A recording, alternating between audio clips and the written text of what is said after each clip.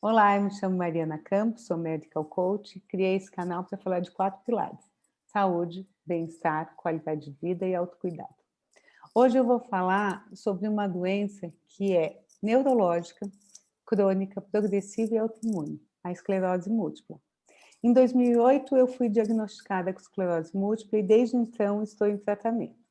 Em 2020 eu passei a ser acompanhada pelo meu convidado de hoje, Dr. Eval Ribeiro Soares Neto, um médico jovem, com muita empatia e com uma escuta maravilhosa que procura entender a singularidade de seus pacientes.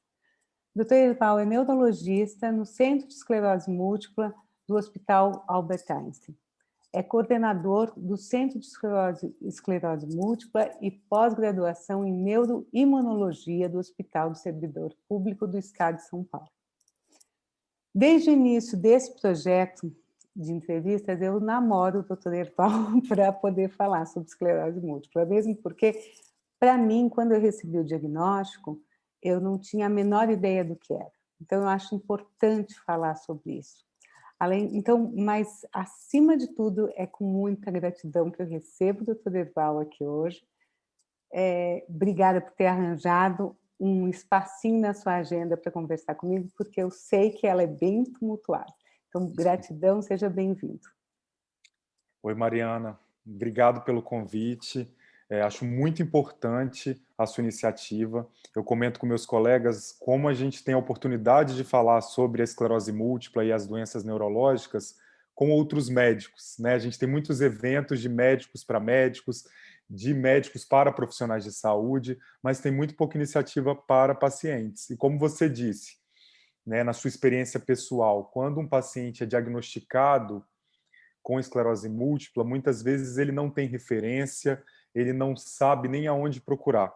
Então, acho que a educação do paciente também é importante, a educação da população leiga, para a gente diminuir o estigma e melhorar a informação de qualidade, né? Acho que você abriu, né, sobre a questão do seu diagnóstico, e eu acho que o que a gente vai fazer hoje aqui é continuar conversando da maneira que a gente conversa, né? Só que agora com a oportunidade de mais pessoas poderem assistir a gente.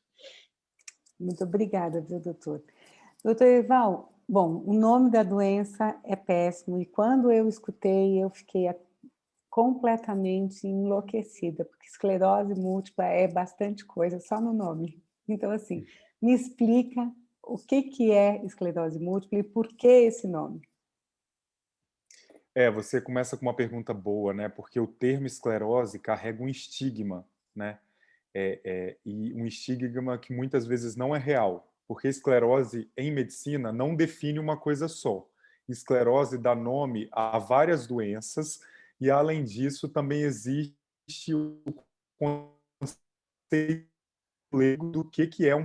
Então, primeiro falando de várias doenças, né? Então, a esclerose múltipla é diferente de outra doença com o mesmo nome inicial, que é a esclerose lateral amiotrófica. Ela é uma doença degenerativa muito mais grave.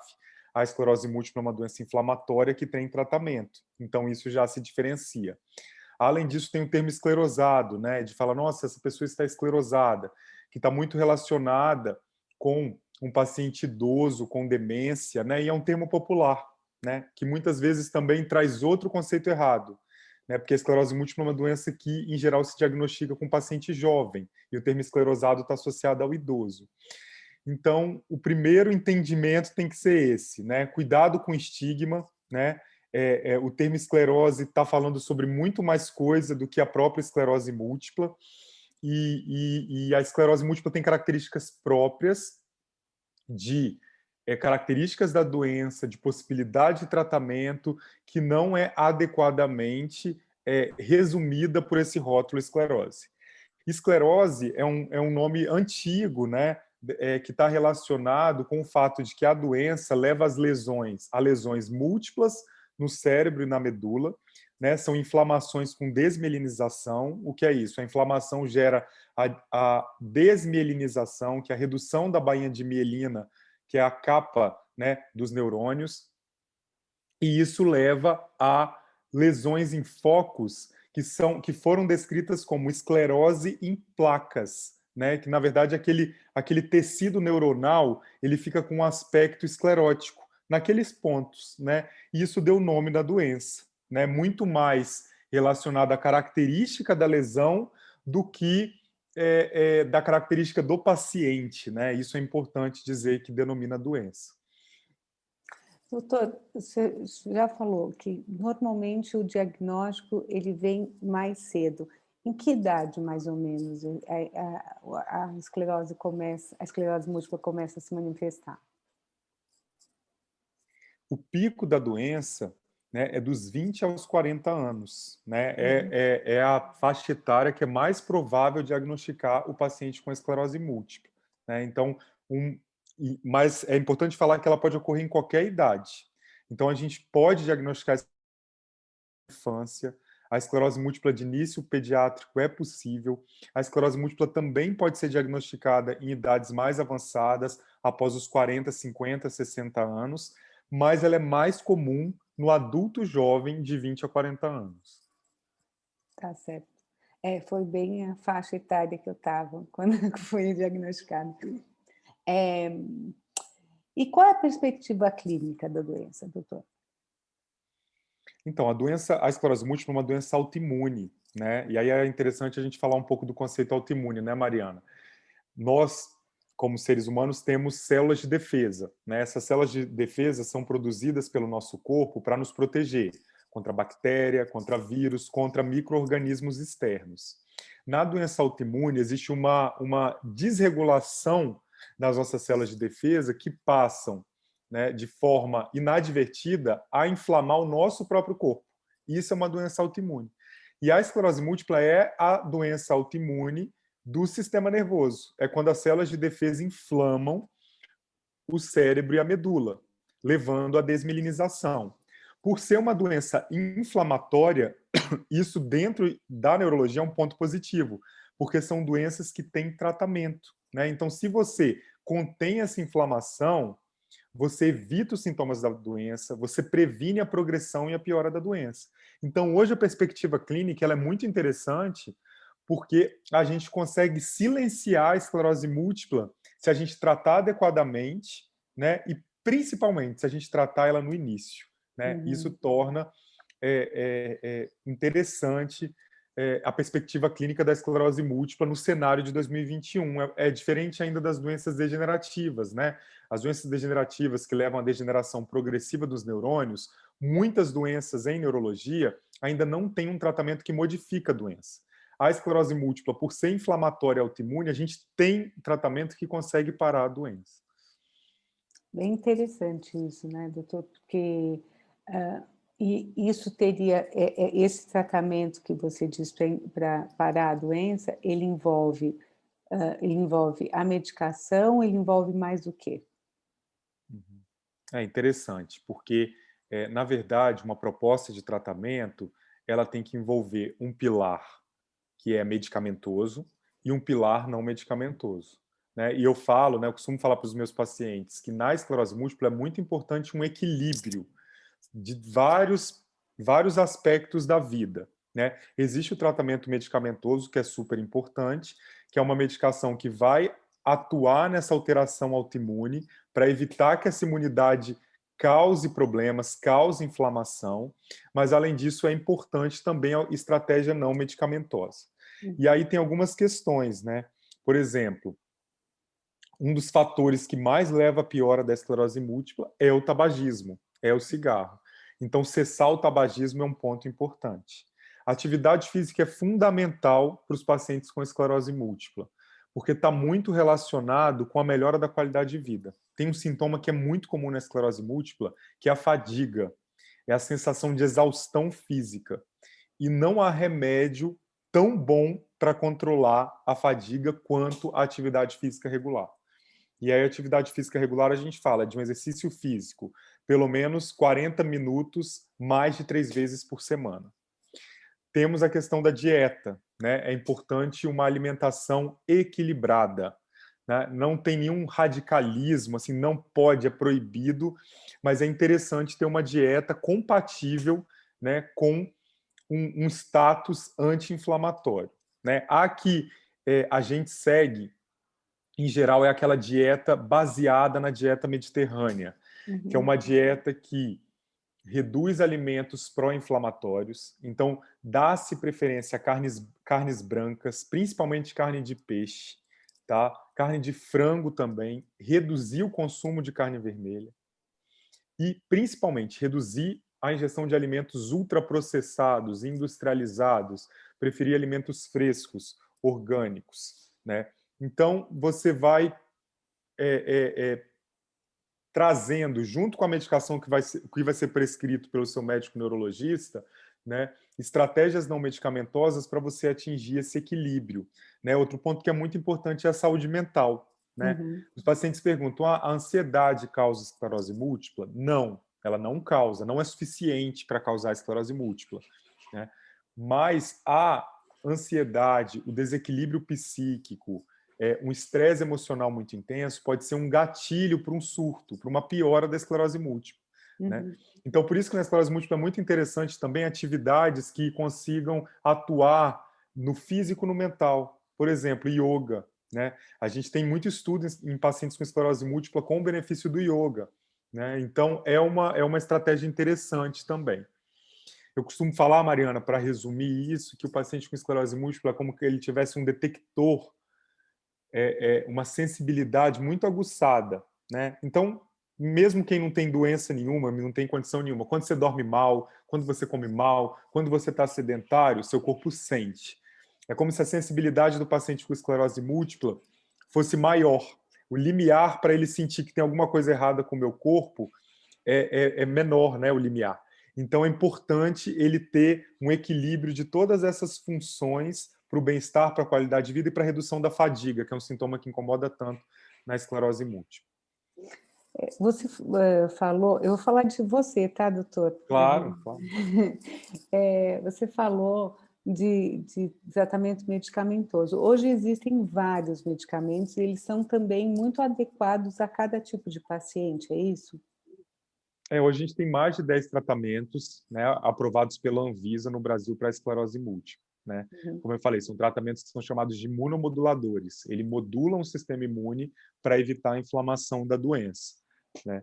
Então, para você escolher o tratamento para o paciente, depende de várias características. Uma coisa que é interessante, nenhuma esclerose múltipla é igual a outra.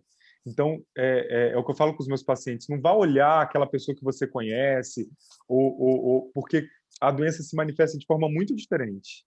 Então, o mesmo diagnóstico pode levar a condições muito diferentes. Então, é importante considerar essas diferenças para escolher o tratamento adequado. Tá? Também tem questões do paciente, né, que a gente conversa muito, né, a adequação do tratamento para a vida do paciente. É importante dizer que é um tratamento que é disponibilizado pelo SUS, né, a grande maioria dessas opções já está no SUS, outras são adquiridas através do convênio, né, dos planos, mas a gente conseguiu evoluir muito nos últimos anos do acesso a esses tratamentos para os pacientes. Doutor, falhou um pouco o seu áudio. Então, um é pelo SUS, o outro é através... De plano de saúde, né? Tá. Na verdade, não que tem várias opções pelo Sim, SUS. sim. Né? A maioria dos pacientes no Brasil são tratados pelo Sistema Único de Saúde.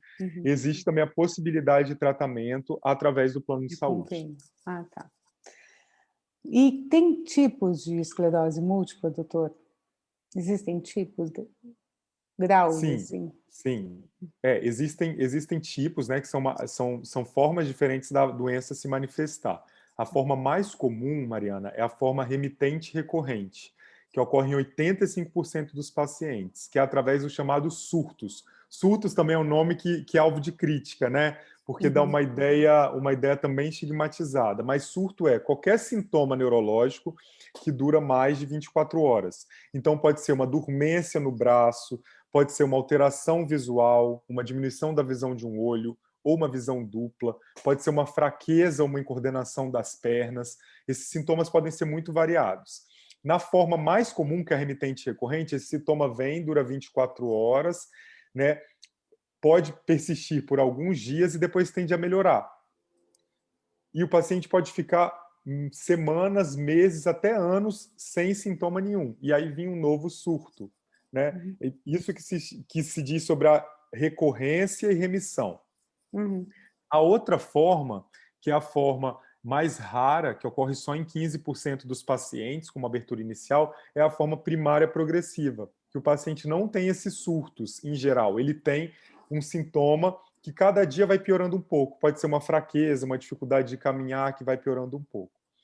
E a forma remitente recorrente, se não tratada, pode evoluir depois de anos para a forma secundária progressiva, que é essa piora constante depois de um tempo, né? O mais importante, né, não é nem... isso é uma coisa que é discutida com o médico, né, após o diagnóstico, qual que é a forma do paciente, mas eu acho que o mais importante para a gente falar aqui é um pouco sobre a conscientização dos sintomas, porque muitas vezes o paciente, quando tem o sintoma, não sabe que tem que procurar um neurologista, né, Mariana? Ele tem um sintoma e fala, nossa, ele pode procurar um ortopedista, ele pode procurar um oftalmologista. Então, é importante falar aqui que a esclerose múltipla pode se manifestar de maneiras muito diferentes, tanto com sintomas visuais, quanto com formigamentos nas pernas, fraqueza nas pernas, né? E claro, né, os especialistas, né, oftalmologistas, ortopedistas, clínicos, eles estão aptos, né, para encaminhar esse paciente para o neurologista, mas é o neurologista que acompanha o paciente com esclerose múltipla. E é muito importante essa conscientização, porque o diagnóstico precoce faz toda a diferença, né? Quando o paciente é diagnosticado com pouco tempo de doença, quando o tratamento é iniciado no início do curso da doença, o paciente tem uma chance muito maior de ficar bem. Né? Porque quando a gente fala em neurologia, a gente tem que evitar sequelas, porque sequelas, muitas vezes, a gente não consegue recuperar mais. Né? Então, a esclerose múltipla, a gente consegue silenciar a doença. Mas o ideal é que a gente comece a tratar bem no início, antes da sequela aparecer. Né? Porque depois de anos, é difícil você reverter uma sequela quando ela já se estabeleceu. Você falou muito dessa questão do diagnóstico, do tratamento precoce, e você sabe muito bem por mim, e eu acho que isso deve ser uma coisa bastante comum, que o questionamento se eu vou me manter em tratamento, tomando uma medicação forte durante tanto tempo. Queria que o senhor falasse da importância do tratamento, doutor. Eu acho que esse é um lugar que, para quem tem esclerose múltipla, para quem enxerga, porque muitas vezes as pessoas olham e falam, mas você está super bem, por que você está fazendo isso? Tem esse comentário, né? E eu queria que o senhor falasse um pouco disso. Pode ser? Claro, claro, com certeza. Tem uma coisa que é muito importante, né, que quando você vai começar um tratamento, né, e essa é uma coisa que a gente conversou muito, né, Mariana, é a questão assim, nossa, mas esse tratamento é muito forte. A gente não pode tirar de foco que a doença é uma doença que ela pode evoluir para uma condição grave se ela não tratada, e que o risco maior, ele não é o do tratamento, é o da própria doença. Então, isso é a importância de tratar e manter o tratamento. É para a vida toda? Para a vida toda, eu falo para meus pacientes, para a vida toda é muito tempo, né? Assim, na verdade, alguns tratamentos têm características diferentes, existe a possibilidade, sim, de se interromper um tratamento, né? Mas eu acho que o mais importante, né, é pensar se o tratamento foi instituído e se está dando certo, né? Por quê? Porque é ele que tem ele que vai levar isso ao controle, né, dessa inflamação, né, desse processo inflamatório. E por isso que é muito importante individualizar, a gente escolher o tratamento de acordo com as características da esclerose múltipla, mas também com as características daquele indivíduo, né, Mariana? Foi isso que a gente conversou muito, assim. Não adianta a gente não olhar para quem está do outro lado, porque para o tratamento dar certo, o primeiro paciente tem que tomar, né? Então, assim, é uma coisa que se o paciente não toma, não dá certo. Para ele tomar, ele tem que confiar que aquilo está trazendo benefício para ele, né? Então, isso é muito importante, uma conversa muito aberta entre o médico e o paciente. Mas as doenças autoimunes e as doenças crônicas, né, essas predisposições que continuam com o paciente durante toda a vida, é fundamental a gente tratar, né, para a gente evitar essa sequela, que é o que a gente não quer que ocorra na esclerose múltipla.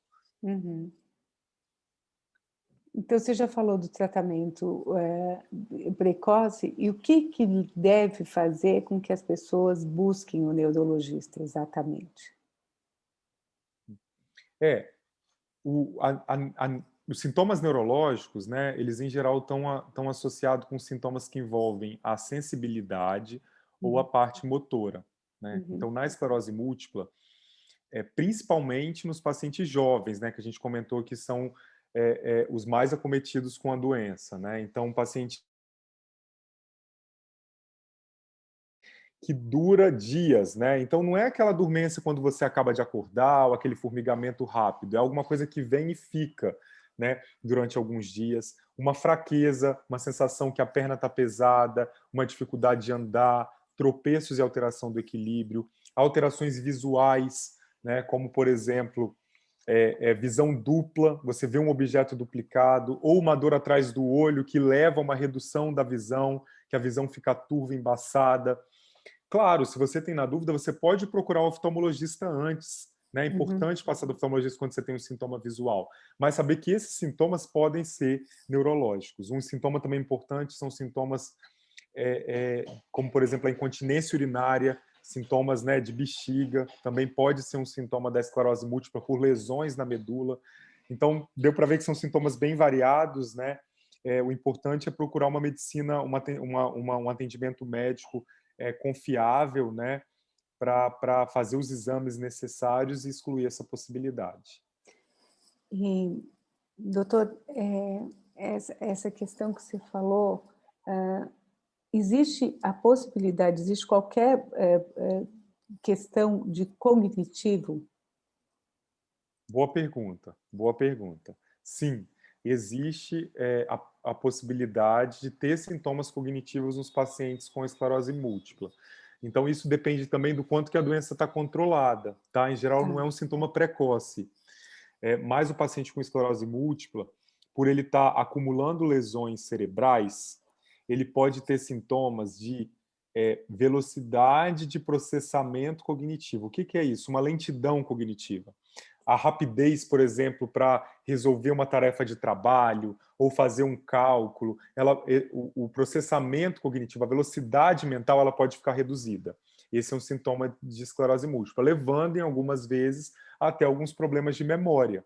Né? Uhum. Então, também é um fator importante, né, que justifica o tratamento, porque esses problemas cognitivos, que podem muitas vezes ser sutis, muitas vezes o paciente pode sentir, pode incomodar, mas não ser aquela coisa que mais chama atenção, né? Mas é uma coisa que pode sim levar, atrapalhar o desenvolvimento das atividades de trabalho, né? O paciente pode ter esquecimentos. Então é importante a gente olhar para esses sintomas cognitivos também nos pacientes com esclerose múltipla. Tá certo. Bom, o senhor falou da questão dos tipos de tratamento, e eu queria saber quais são os estigmas, né, que que que que as pessoas que possuem, esclerose múltipla acabam trazendo para o consultório, doutor?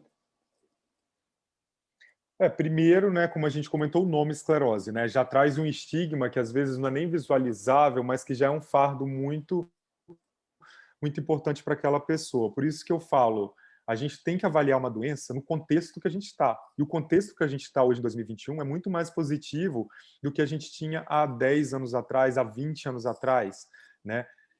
Então, é, muitas vezes, quem foi diagnosticado lá atrás não tem as mesmas oportunidades de tratamento que quem Uhum, é diagnosticado hoje, né? Então, o primeiro estigma é você trazer assim que a esclerose múltipla não tem a possibilidade de controle, não tem a possibilidade de um tratamento efetivo. Né? E aí, o maior medo, doutor, vou terminar numa cadeira de rodas? Eu acho que esse é o grande estigma. Né? Vou ter uma sequela, vou precisar de uma bengala, né? E aí eu digo, eu não tenho como responder isso. Mas hoje, a chance de você ter uma sequela dessa importância é muito menor do que era alguns anos atrás. Isso passa por tudo que a gente falou: um uhum. diagnóstico precoce, um tratamento adequado, medicamentoso, a implementação de medidas de estilo de vida, como atividade física. Tudo isso cria um cenário positivo para evitar essas sequelas e esse estigma. Né?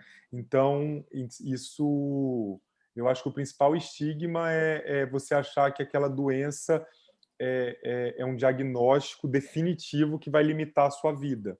E a gente sabe que muitas pessoas hoje conseguem ter uma vida plena com o diagnóstico, como é o seu caso, né, Mariana?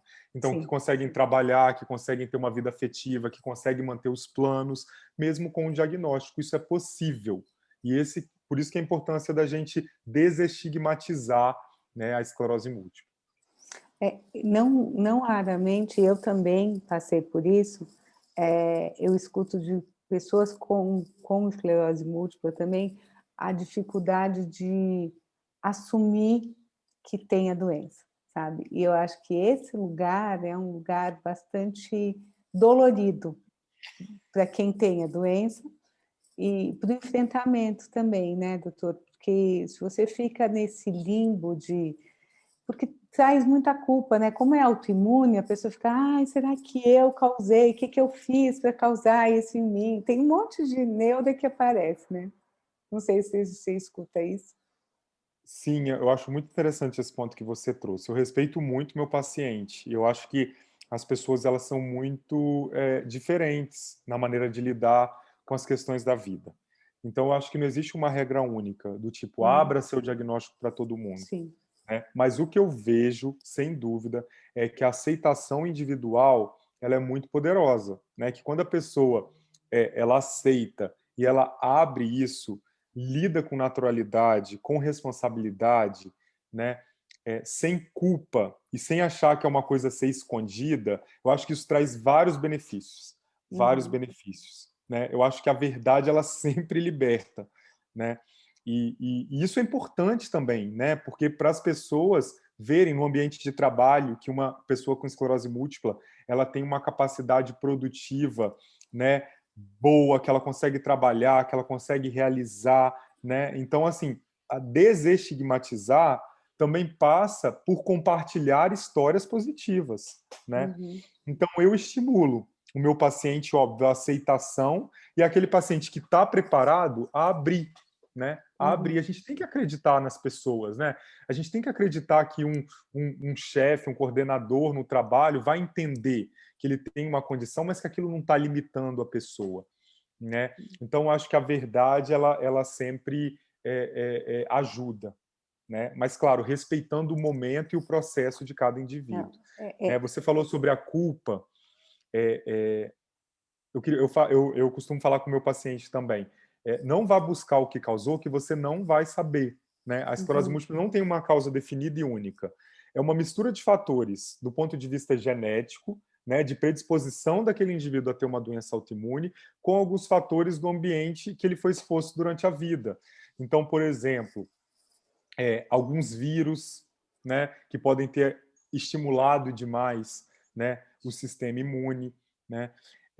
O cigarro é uma das possibilidades. Até a obesidade infantil foi colocada como um fator de risco para a esclerose múltipla na vida adulta, né? Questões hormonais, uma coisa que a gente não comentou ainda, mas que a esclerose múltipla é mais comum em mulher, provavelmente é possível ter em homem, né? Para cada um homem com esclerose múltipla tem 3 mulheres, então fatores hormonais envolvidos. Então você não consegue saber qual é a causa específica, né? Uma coisa que é importante também, que eu falei de fatores genéticos, é que em geral é uma doença que tem fatores genéticos, mas ela não é transmissível de pai para filho e de mãe para filho. Não é uma doença geneticamente adquirida, assim, de pais para filho. Uma pessoa com esclerose múltipla tem a chance de passar para o filho, porque o filho de uma pessoa com esclerose múltipla tem chance de desenvolver a doença, né, em torno de 3%. É uma chance baixa, não é uma doença assim que a gente considera uma doença hereditária. Né? Uhum. Então, não adianta ter culpa, né? Você não vai achar exatamente o que causou, mas a partir do momento que tem o diagnóstico, é ter uma atitude de enfrentamento, né, para manter a saúde com qualidade. Bom, doutor Erval, para mim tá mais do que importante. Você falou, você tocou num ponto só que agora que dá mais em mulher, né? Você falou que é mais comum nas mulheres. E quanto isso e a esclerose múltipla, no meu caso, sim, aconteceu que eu acabei não podendo engravidar por conta que a doença estava ativa no momento que eu queria fazer que tinha que interromper remédio, tinha toda uma dinâmica. Hoje em dia, como é que está essa situação, doutor?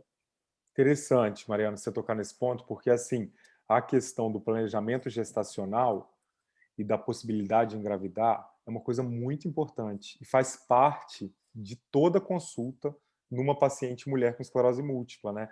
Porque é uma doença de mulher em idade fértil. E também a importância de derrubar alguns estigmas, né? É, é, hoje, a gente fala, você com esclerose múltipla, você pode engravidar. Eu, como médico, vou fazer parte desse planejamento na sua vida, porque tem algumas questões, como você disse, a doença, primeiro você tem que controlar a atividade da doença, é ideal que a doença esteja controlada, né?